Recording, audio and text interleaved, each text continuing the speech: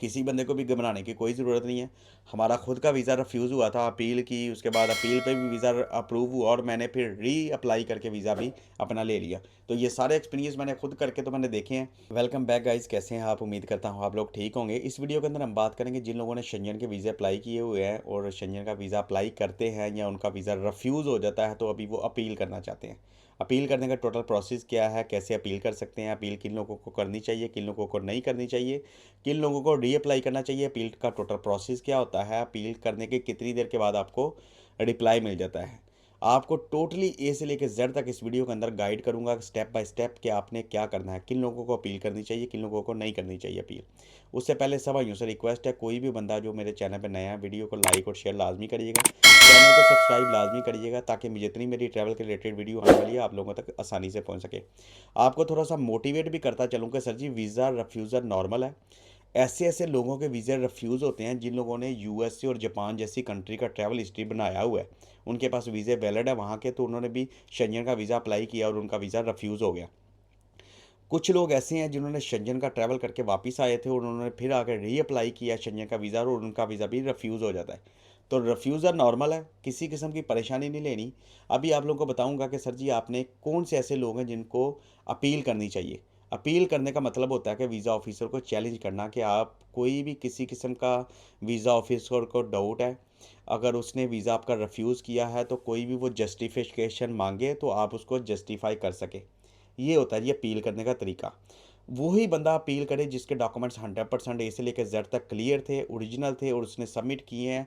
100% उसका valid trip था जिसकी वजह से वो जाना चाह रहा था ओरिजिनल तरीके से, लेकिन फिर भी उसका वीज़ा रिफ्यूज़ कर दिया। वही बंदा अपील करे, ना कि वो बंदा अपील करे जिसका 100% वीज़ा उसका रिफ्यूज़ हुआ है, उसके डॉक्यूमेंट्स में कोई डाउट था जिसकी वजह से उसका वीज़ा रिफ्यूज़ हो गया। अगर उसको लग रहा है कि हाँ मैंने ये मिस्टेक की है, तो वो अपील मत करे। वो 3 से 4 महीने रुक के अपना वो जो डाउट था उसको क्लियर करे, जो रिफ्यूज़ल थी उसकी रिजेक्शन डाली थी उसने उसको क्लियर करके रीअप्लाई करे। अभी जिस बंदे ने करना है अपील, अभी उसको मैं तरीका बताता हूँ कि अपील करने का क्या तरीका है। अगर तो आपने ट्रैवल करना है जल्दी, अगर आपके पास टाइम नहीं है, आप जल्दी ट्रैवल करना चाहते हैं, अपना आपका छुट्टियां आ रही हैं या कोई भी प्लान आप, तो आप रीअप्लाई कर लें। रीअप्लाई करने के लिए इसलिए आपको बेस्ट है क्योंकि आपका 15 से 20 डेज़ के अंदर आपका दोबारा रिस्पॉन्स आपको मिल जाएगा। अगर आप अपील करने के सोच रहे हैं तो अपील करने का जो टोटल प्रोसेस टाइम होता है, अपील करने के बाद 3 से 4 महीने लग जाते हैं। 3 से 4 महीने के अंदर अंदर आपको रिप्लाई आता है। तो बेहतर है अगर आपको जल्दी ट्रैवल करना है तो आप रीअप्लाई कर लें, अगर आपको रीअप्लाई नहीं करना तो आप जो है ना, अगर आपके पास टाइम है तो आप अपील कर लें। अपील बड़ा ही बेस्ट वे है। अगर आप ओरिजिनल आपके पास हर डॉक्यूमेंट्स सारी जो है ना चीज़ें क्लियर हैं, जस्टिफाई कर सकते हैं, तो फिर आप अपील करें। 100% अपील करना बिल्कुल करेक्ट है और बहुत ज़्यादा लोग हैं जो अपील करते हैं तो उनके बाद उनका वीज़ा अप्रूव भी होता है। अब अपील जब आप करते हैं, अपील करने के बाद आपको क्या सिस्टम होता है कि 3 से 4 मंथ के अंदर अंदर कभी भी वीज़ा ऑफिसर से कॉल आ सकती है एम्बेसी की तरफ से। कभी भी आपको कॉल आती है, कभी भी आपको ईमेल आ सकती है, आपसे कोई एडिशनल डॉक्यूमेंट्स मांगा जाता है तो आपको एडिशनल डॉक्यूमेंट्स सबमिट करना होता है, वहाँ पे ईमेल पे सेंड करना होता है। अगर वो डायरेक्टली आपको सामने से, कुछ ऐसे लोग होते हैं जिनको डायरेक्ट सामने से कॉल आ जाती है, कॉल करके फिर आपसे क्वेश्चन आंसर स्टार्ट हो जाते हैं कि सर हम ऐसे से एम्बेसी से बात कर रहे हैं, आपने अपील की थी, उसी अपील के रिलेटेड हम आपको कॉल कर रहे हैं और आपको आपने कौन सा जो पहले जो आपने पूरी फाइल सबमिट की थी, क्वेश्चन आपके रिलेटेड उसी फाइल के मुताबिक ही होंगे। आपने कौन से होटल में स्टे करना है, आपने कौन सा, और सेम आपने आंसर वही देने हैं जो आपने पहले अपनी फ़ाइल सबमिट की है। कौन से होटल में आपने स्टे करना है, ट्रैवल लिटरेरी में जो जो जगह आपने घूमने के लिए बताया वो कौन सी जगह पे, कौन सी डेट को आप ट्रैवल करना चाह रहे हैं, आपकी फैमिली कहाँ है, आप अकेले क्यों जा रहे हैं, फैमिली के साथ क्यों नहीं अप्लाई किया, फैमिली क्यों नहीं जाना चाह रही। तो ये सारी चीज़ें आपने ऑन द स्पॉट, उसको कॉल अगर आ गई तो आपने बतानी है। ये कंफर्म याद रखिएगा। तो ये आपने कॉल पे अगर उसको बता दी तो सेम टाइम पे वो बोलेगा congratulation brother, we are going to send the email to our visa officer. तो आपको एक ईमेल रिसीव होगी, आप उसी डेट को जाके अपना पासपोर्ट रीसबमिट करें और हम आपको वीज़ा दे देंगे, आपका वीज़ा अप्रूव हो गया।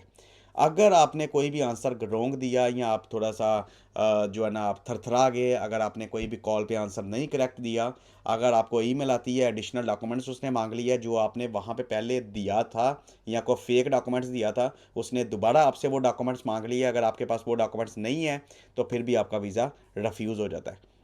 तो जो बंदे को पता है कि मैं जस्टिफाई कर सकता हूँ, अपील करूँगा, अपील करने के चांसेस के बाद मुझे वीज़ा मिलेगा, 100% मिलने के चांसेस हैं, मैं इसको जस्टिफाई क्लैरिफाई कर सकता हूँ, तो वो 100% उसको जो है ना वो अपील करे। अपील उसका राइट है, वो अपील कर सकता है, लेकिन अपील वही बंदा करे जो ओरिजिनल है, जिसको पता है कि मैं जस्टिफिकेशन दे सकता हूँ। अगर कभी कभी ऐसा भी हो सकता है कि आपसे एम्बेसी वाले बंदे कोई भी कहीं पे भी बुला के आपको इंटरव्यू भी एम्बेसी में ले सकते हैं, तो ये भी सिस्टम होता है, वीडियो कॉल पे भी इंटरव्यू ले सकते हैं आपका। ये बातें याद रखिएगा, अपील वही बंदा करे जो उसको फेस कर सकता है। नहीं तो रीअप्लाई करना बेस्ट है, अगर आप रीअप्लाई करना सकते हैं कर सकते हैं, लेकिन अपील करने के बाद बहुत ज़्यादा लोग ऐसे हैं जो ओरिजिनल लोग होते हैं, जो बड़े परेशान हो जाते हैं कि सर जी हमने वीज़ा अप्लाई किया था, डॉक्यूमेंट्स ए से लेकर जब तक मेरे क्लियर है, फिर भी मेरा वीज़ा रिफ्यूज़ क्यों हुआ। तो वो अपील 100% करें, उसका वीज़ा अप्रूव होगा। अगर उसको पता है कि मैं इंटरव्यू या मैं कोई भी क्वेश्चन आंसर मैं फेस कर सकता हूँ, तो नो प्रॉब्लम, मैं दूंगा इंटरव्यू। अभी आपने अपील करने का सबसे पहले बात आ गई कि मैंने आपको बताया कि अपील आपने करनी कैसे है। अभी मेन जो बात आती है वो आती है जी लेटर कैसे प्रिपेयर करना है। वीडियो के डिस्क्रिप्शन के लिए आप लोगों की आसानी के लिए मैंने क्या किया है, वहाँ पे कॉपी पेस्ट किया है उसका पूरा फॉर्मेट, उसको कॉपी पेस्ट करें, उसके ऊपर अपनी पूरी इन्फॉर्मेशन लिखें।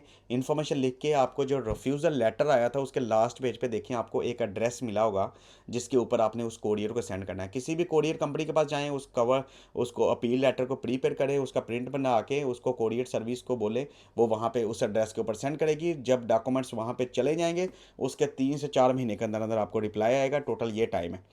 अगर आपको चाहते हैं कि मुझे जल्दी चाहिए वीज़ा या ये वो, मैं 3-4 महीने का नहीं वेट कर सकता, तो कोई भी इसमें टाइम पीरियड नहीं है। आप कभी भी रिफ्यूज़ल के बाद अपना वीज़ा रीअप्लाई कर सकते हैं। कोई भी बंदा उसको रीअप्लाई कर सकता है। ये नहीं है कि 3 महीने का, 4 महीने का, 6 महीने का टाइम का गैप डाल के तो आपको वीज़ा अप्लाई करना चाहिए। कहीं पे भी उनकी जो है ना ये रिक्वायरमेंट नहीं है कि हमने आपका वीज़ा रिफ्यूज़ किया तो आप ना 3 महीने के बाद करें, 6 महीने के बाद करें। कभी भी आप वीज़ा रीअप्लाई कर सकते हैं। ये आपके पास चांस है। जिसको वीज़ा अर्जेंट चाहिए वो रीअप्लाई कर ले। अगर जिसको वीज़ा के पास उसको पता है मेरे पास टाइम है, मैं अपील करूँगा, अपील के अंदर मैं करूँगा, 3 से 4 महीने वो वेट कर सकता है, तो आप अपील करें। अपील आपका राइट है। बहुत ज़्यादा लोग हैं जिनको अपील के बाद वीज़े मिलते हैं, वीज़े अप्रूव भी होते हैं। वीज़ा रिफ्यूज़ल मैंने आपको बताया नॉर्मल है, किसी बंदे को भी घबराने की कोई ज़रूरत नहीं है।